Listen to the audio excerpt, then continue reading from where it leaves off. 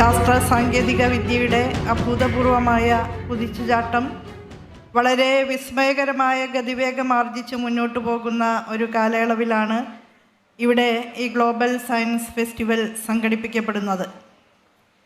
ഒരു വൈജ്ഞാനിക സമൂഹമായി പരിവർത്തനം ചെയ്തെടുക്കുന്നതിന് കേരളത്തിൽ സർക്കാരും സമൂഹവും കൈകോർത്ത് പിടിച്ചുകൊണ്ടുള്ള പ്രവർത്തനങ്ങൾ ആവിഷ്കരിക്കുമ്പോഴാണ് ഗ്ലോബൽ സയൻസ് ഫെസ്റ്റിവലിന് ആതിഥേയത്വം വഹിച്ചുകൊണ്ട് സർക്കാർ അതിൻ്റെ പ്രഖ്യാപിത ലക്ഷ്യം ബഹുമാനപ്പെട്ട മുഖ്യമന്ത്രി ഇവിടെ പരാമർശിച്ചതുപോലെ അത് സാക്ഷാത്കരിക്കുന്നതിനുള്ള ചുവടുവയ്പ്പുകളിലൊന്നായി ഈ ഫെസ്റ്റിവലിനെ കാണുന്നത്. സാമൂഹ്യ ജീവിതത്തിൽ പരിവർത്തനാത്മകമായ വിധത്തിൽ ഗുണപരമായ മാറ്റങ്ങൾ ഉണ്ടാക്കുന്നതിനും ജനജീവിത നിലവാരം വർദ്ധിപ്പിക്കുന്നതിനും കേരളത്തിൻ്റെ സമ്പദ്ഘടനയുടെ വിപുലീകരണത്തിനുമൊക്കെ എങ്ങനെ വിജ്ഞാനത്തെ പ്രയോജനപ്പെടുത്താമെന്ന ഗൗരവപൂർണമായ ആലോചനകളാണ് ഈ സന്ദർഭത്തിൽ നാം നടത്തുന്നത്. ലോകമെമ്പാടും തന്നെ വലിയ മാറ്റങ്ങൾ ശാസ്ത്ര സാങ്കേതിക വിദ്യയുടെ കുതിച്ചുചാട്ടത്തിൻ്റെ രംഗത്ത് ഉണ്ടാകുമ്പോൾ അതിൽ നിന്ന് ഒരു ജനതയ്ക്കും മാറി നിൽക്കാൻ സാധിക്കില്ല. ബഹുമാനിയായ ചീഫ് ഗസ്റ്റ് ഇവിടെ പരാമർശിച്ചതുപോലെ മനുഷ്യനിർമ്മിത മസ്തിഷ്കം, മനുഷ്യ മസ്തിഷ്കത്തിൻ്റെ മേലെ മേധാവിത്വം ആരോപിക്കുന്ന കാലത്ത് ശാസ്ത്ര സാങ്കേതിക വിദ്യയുടെ മേഖലയിലുണ്ടാകുന്ന ഓരോ കൊച്ചു ചലനങ്ങളും ഉൾക്കൊള്ളാൻ സംവേദനക്ഷമതയുള്ള സ്പർശനികൾ വളരെ അനിവാര്യമായ ഒന്നാണ്. പക്ഷേ ഇന്നത്തെ ഇന്ത്യൻ സാഹചര്യത്തിൽ നിർഭാഗ്യകരമായ ചില സമീപനങ്ങൾ ഉണ്ടായി വരുന്നു. ശാസ്ത്രാവബോധം തമസ്കരിക്കുന്നതിനുള്ള ചില ബോധപൂർവമായ നടപടികൾ ഉണ്ടാകുന്നു എന്നുള്ളത് ഖേദകരമാണ്.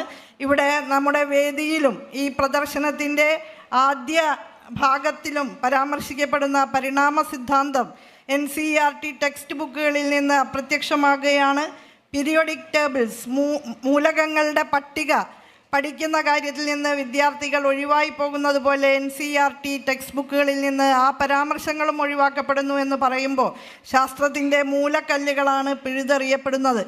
കേരളത്തിൽ അതിന് നേരെ എതിർ ദിശയിൽ കലാലയങ്ങളും വിദ്യാലയങ്ങളും മാത്രമല്ല പൊതുസമൂഹവും ശാസ്ത്രാവബോധവും അന്വേഷണ തൃഷ്ണയും യുക്തിബോധവും എല്ലാം ഉൾക്കൊണ്ടുകൊണ്ട് മുന്നോട്ട് പോകുന്ന പാരമ്പര്യമാണ് എക്കാലത്തും നമുക്കുള്ളത്. ശാസ്ത്രം ജനനന്മയ്ക്ക്, ശാസ്ത്രം സാമൂഹിക വിപ്ലവത്തിന് തുടങ്ങിയ മുദ്രാവാക്യങ്ങൾ ഉന്നയിച്ചുകൊണ്ട് ബഹുജനങ്ങൾക്കിടയിൽ ശാസ്ത്രാവബോധം ഉണ്ടാക്കുന്നതിനു വേണ്ടി പ്രവർത്തിച്ച ബഹുജന ശാസ്ത്ര പ്രസ്ഥാനങ്ങളുടെ നാട് കൂടിയാണ് കേരളം. തീർച്ചയായും ജനജീവിതത്തിൽ മാറ്റങ്ങൾ ഉണ്ടാക്കാവുന്ന വിധത്തിൽ ശാസ്ത്രീയമായ കണ്ടുപിടുത്തങ്ങളെ ഉൾച്ചേർത്ത് മുന്നോട്ട് പോകാൻ നമുക്ക് സാധിക്കട്ടെ.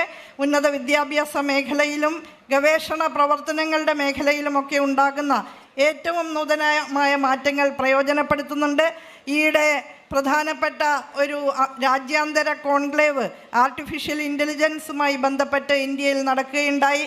അതിൽ 1ഉം 3ഉം പുരസ്കാരങ്ങൾ നേടിയത് കേരളത്തിൽ നിന്നുള്ള യുവ പ്രതിഭാശാലികളാണ് എന്നുള്ള കാര്യം സസന്തോഷം ഞാൻ ഈ സന്ദർഭത്തിൽ ചൂണ്ടിക്കാണിക്കുകയാണ്.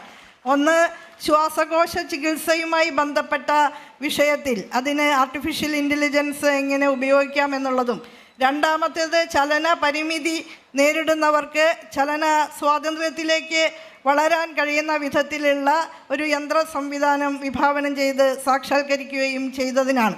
നിരവധി ഉദാഹരണങ്ങളുണ്ട്, ഈ സന്ദർഭത്തിൽ ഞാൻ പറയുന്നില്ല. ചാന്ദ്രയാൻ ദൗത്യത്തിന് ഇപ്പോൾ ഇന്ത്യ അതിൻ്റെ ശാസ്ത്ര മേഖലയിലെ ഏറ്റവും വലിയ ഒരു കാൽവയ്പായി കരുതുന്ന ചാന്ദ്രയാൻ ദൗത്യത്തിന് സമർത്ഥമായ നേതൃത്വം കൊടുത്ത ശ്രീ സോമനാഥ് ഉൾപ്പെടെ 800ഓളം ശാസ്ത്രജ്ഞർ ആ ടീമിൽ കേരളത്തിൽ നിന്നുള്ളവരായിരുന്നു എന്നുള്ള സന്തോഷവും ഞാൻ ഈ സന്ദർഭത്തിൽ പങ്കുവയ്ക്കുകയാണ്. കേരളത്തിലെ പൊതുവിദ്യാലയങ്ങളിൽ പഠിച്ച് ഇറങ്ങിയ ശാസ്ത്രജ്ഞരാണ് ശ്രീ സോമനാഥിനെ പോലുള്ളവർ എന്നുള്ളത് നമുക്ക് വലിയ അഭിമാനം പകരുന്ന കാര്യമാണ്. ആ ദിശയിൽ ഒരു നവ വൈജ്ഞാനിക സമൂഹമായി മാറിക്കൊണ്ടിരിക്കുന്ന ഈ കേരളത്തിൻ്റെ സമൂഹത്തിന് ശാസ്ത്ര മേഖലയിൽ ഉത്തേജനം പകരാൻ ഈ ഫെസ്റ്റിവൽ പ്രയോജനപ്പെടട്ടെ എന്ന് ആത്മാർത്ഥമായിട്ട് ആശംസിച്ചുകൊണ്ട് നമ്മുടെ വിദ്യാർത്ഥികളുടെയും യുവജനങ്ങളുടെയും സാധാരണ ബഹുജനങ്ങളുടെയും ഒക്കെ പങ്കാളിത്തം ഈ ഫെസ്റ്റിവലിനുണ്ടാകട്ടെ എന്ന് ആത്മാർത്ഥമായി അഭിലഷിച്ചുകൊണ്ട് എൻ്റെ വാക്കുകൾ ചുരുക്കുന്നു. എല്ലാവർക്കും സ്നേഹപൂർണ്ണമായ അഭിവാദ്യങ്ങൾ.